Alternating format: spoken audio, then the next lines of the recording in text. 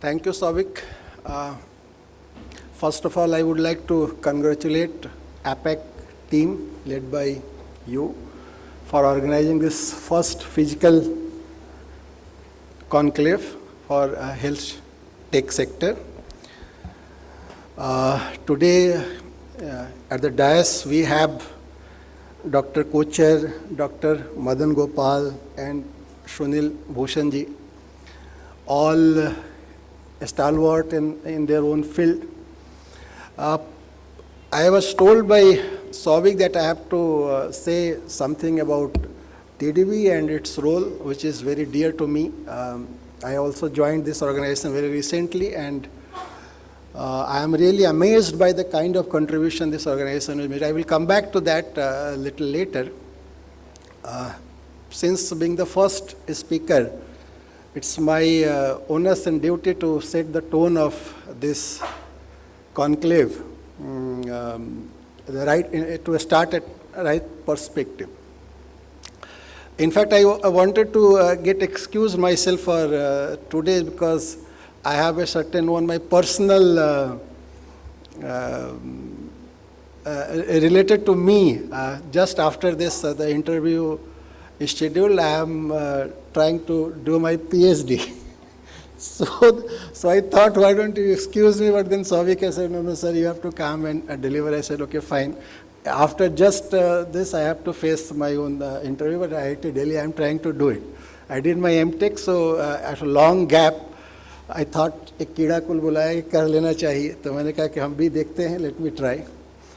So having said that, today, friends, we are at the juncture of history probably, as our Honorable Prime Minister has said that next 25 years we are going to, whatever we are doing today or say in this decade is going to shape not only in the future of India but in globally also the position of India at global level. And सबका प्रयास उन्होंने इस बार add किया है. So hopefully this is one of the प्रयास in that entire ecosystem.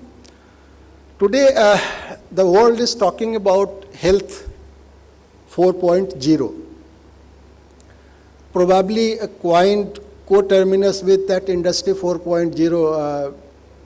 All it's led by all sorts of technologies like Internet of Things or artificial intelligence or cloud computing, etc.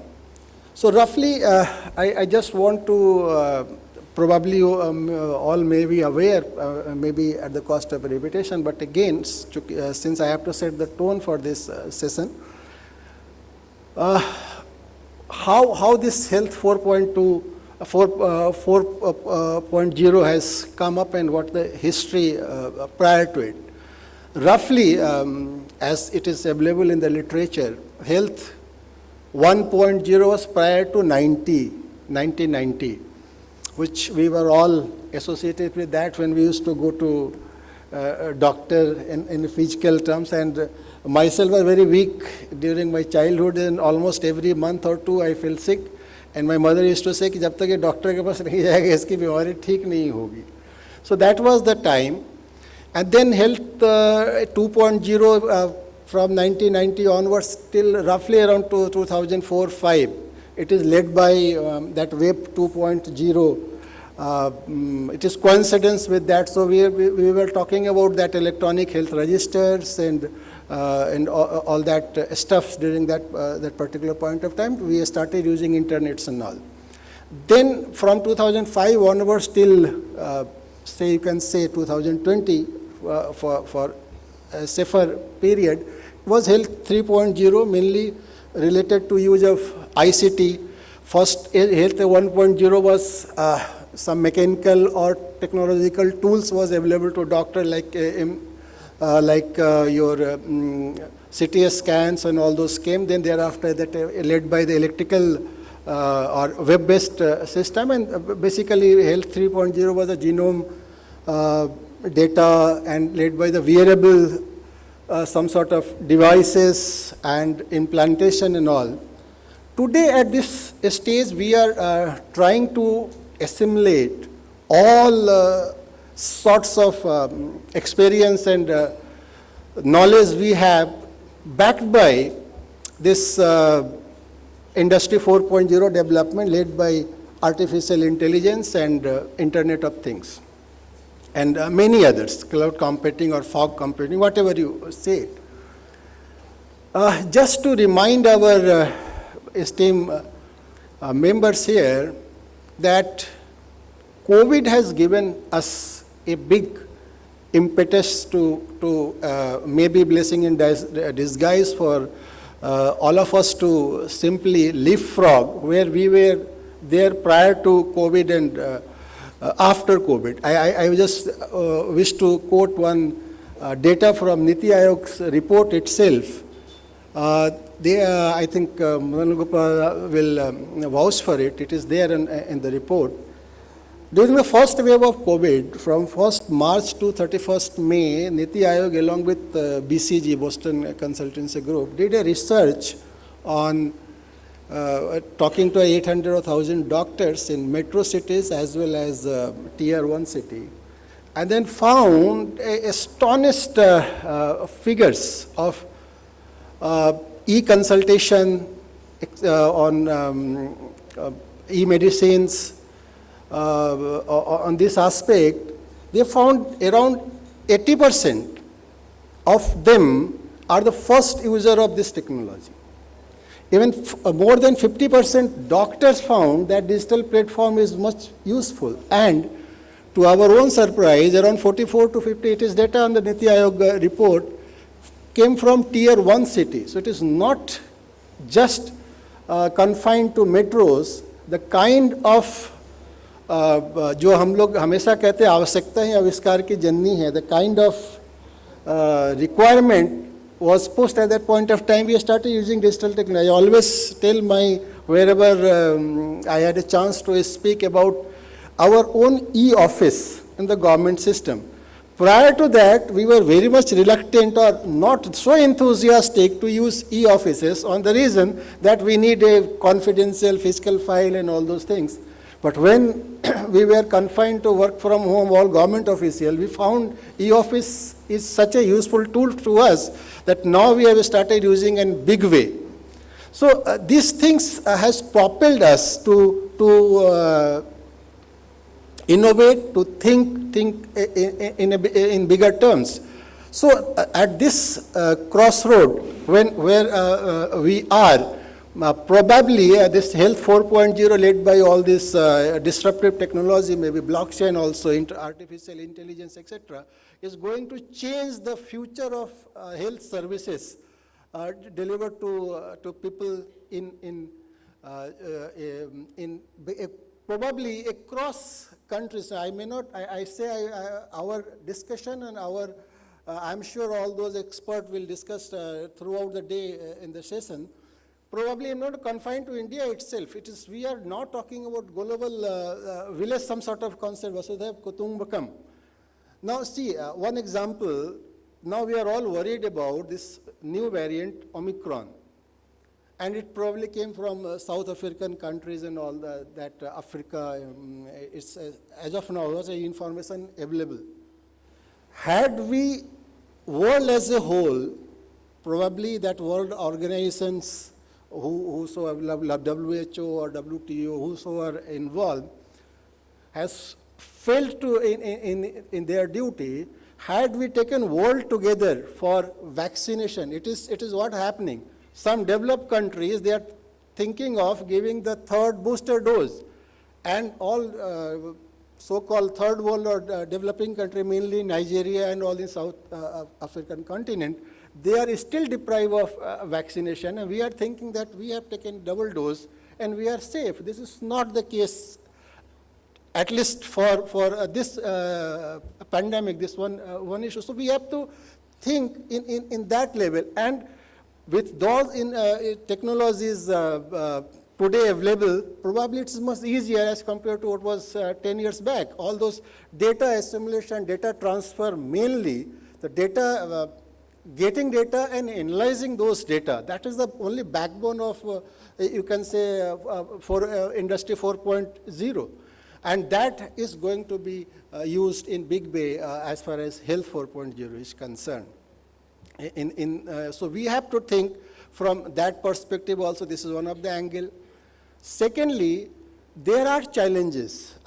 Since I have told you I am not that expert in technology domain per se, but as a citizen or as a human being, there are concerns. Definitely we have to address those concerns also while marching towards this journey of Health 4.0 backed by or supported by this disruptive technology. And the biggest challenge for as a citizen, which I think probably you might agree, about the data security.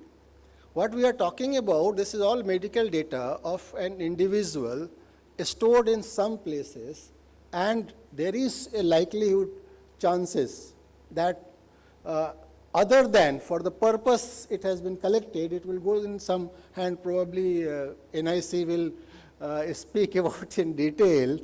So that data security is one aspect. Secondly, by developing all those things, should not so happen as absorption cost. So the cost also we have to keep this in mind while we are going forward for this endeavor. And the third dimension, which probably last couple of days Souvik did that educational related, and I am not sure whether this kind of discussion took place, but probably it is a need of the hour that across the various field of education. For example, if I have to develop Health 4.0 related technology, and it's a big market, in only telemedicines is estimated by teleconsultancy services by Niti Aayog is going to be $5.5 billion by 2025, which is presently 0.8 only. Similarly, HealthTech market, some RBSA report says that we are going to cross $50 billion by 2033. Maybe 20, it is CAGR rate of 39%. Even this kind of, so there is a market available. Even HealthTech equipment, also the high-end equipment, India is the importer. Around 86% of that we are importing from. We are the fourth largest market in Asia after China, South Korea, and Japan. But we are all importing. So there is a huge market. But the problem, which I will now come to the TDBs and related aspects, which I felt during the few months, is basically you need to have people of expert areas together. Can we think of a cross some sort of educational system right from the initial stages? For example, somebody is very good in coding, but they do not know about anything related to medical. But if I am going to develop a medical devices, he needs to have some background. So probably maybe in all medical colleges you think of starting some sort of that coding classes, or maybe in IITs or technical sites, some sort of a medical, maybe elective or not. Somebody who is very, very good at taking entrepreneur level, have all this, at least some basic knowledge. For example, Niti Aayog has partnered with Microsoft and some Forest Health to develop 3 Netra. Obviously, see, one is the government policy maker, one is Microsoft, who has all those expertise in developing these new devices using all modern technologies, and a health organization. So this entire ecosystem we have to think from that perspective. Can we develop some sort of academic level itself across? So that is also one of the idea I thought I must share. Now coming back to TDB, as Souvik has said, I have to speak about TDB. If I don't speak, probably I am not doing justice to my organization and Souvik's demand also. TDB is a unique organization, and its mandate by a statutory body established by through a statute of parliament, its mandate is for commercialization of technology, mainly indigenous technology. If you have some imported technology also, that to be added to value addition in the Indian context. And we pitch in from say TRL level 7 onward, 7, 8, 9, if your technology is, because we are not, there are other government organizations who are involved in your seed funding, initial developments and all those things. TDB as such is not involved there, but once the technology or once a product is passed through all those levels, it came to say 7 or 8, then entrepreneur wants to go big for commercialization, then we chip in for establishment of all their production capacities and facilities and all. And we sometime we invest in their equity also, but mainly we go with soft loan. It is 5% simple interest till your project is established. We give moratorium also, and then my repayment starts, and hardly we charge royalty for the sales only till we get back our loan amount, maybe 8 or 9 years that this entire cycle is. So this way we are helping all organizations. I have just take the names. I will say recently during COVID time also what kind of organization we have helped. From this forum, I always tell that today we are talking about Indian strength in vaccine development. And yesterday also in some of the program that BJP President Mr. Nadda was talking about, with 9 months we have developed our own vaccine by Covaxin and all. This strength has not come in a day, not today. The journey has started in 96, 97, when Santa Biotech or Bharat Biotech, Dr. Ella Krishna, they came from US and wanted to start manufacturing hepatitis B vaccine. That time all bank has refused them. It is available on social media, YouTube's, their speeches. Refused them to fund because of high risk involved.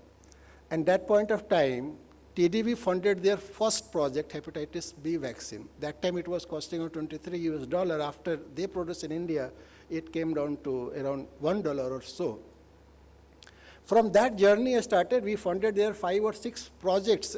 All, you name biopharma, any company, biological E or anybody else, they are all funded initial stages from. So today what Bharat Biotech is, was not Bharat Biotech in 96, 97. Unless the TDB has funded that, they could not have come up to that extent, and probably will not be able to achieve what we are doing today.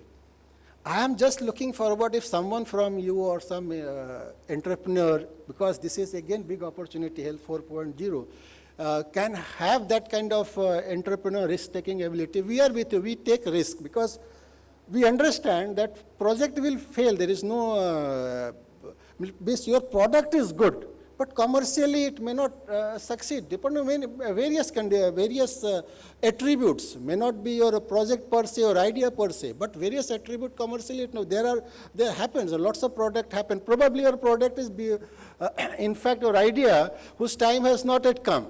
You have come out with that product and it is not selling in the market, product fail. But then we are there to take risk, to support that. And I am really happy and thankful that you called me, and I hope with the whole day deliberation, this entire Health 4.0, we will get some sort of a clear roadmap and direction. And anybody who is interested in this technology, the only thing is you have to have technology. We are obviously HealthTech, so we are talking about technology. There, TDB is all the way is here to support you. We receive project 24/7 online. There is no some sort of waiting, and or you can log in my network and get the project registered with us. We have a very good evaluation system by experts, and incidentally, some of the project we evaluated, the venture capitalist came in and said, no, you don't get fund from TDB, from government. I am willing to pay you because they have so much faith in our evaluation system. So many people, and by the way, we don't charge neither for your project proposal nor your evaluation, everything. And we keep your hand holding till this project is completed. This whole expert group goes to your site and helps you. Wherever there is a problem, they suggest you also. So in the entire ecosystem, TDB remains involved throughout the projects. So that's a big opportunity for you. And I'm just read out some of the names which we recently, after COVID, I always say that this product which I am wearing is supported by TDB. Panacea Biotech, we have recently supported that. IoTM Electric Coimbatore, their technology is portable X-ray machine that we had supported. MyLab was supported by us. Now they are becoming big company. That's a different issue. And I hope that all sorts of startup who is coming, someday they become unicorn. Because India is now in the race of producing unicorn, and their rate of conversion from a startup to unicorn is much higher. In 2021, every month we are converting 3 startup to unicorn. So you can do a startup, come take a project from us and convert it to unicorn. So with all this thing, I wish a success, a grand success of this your conclave, and I hope that some positive will emerge. And thank you very much for calling me, and all the best. Thanks a lot.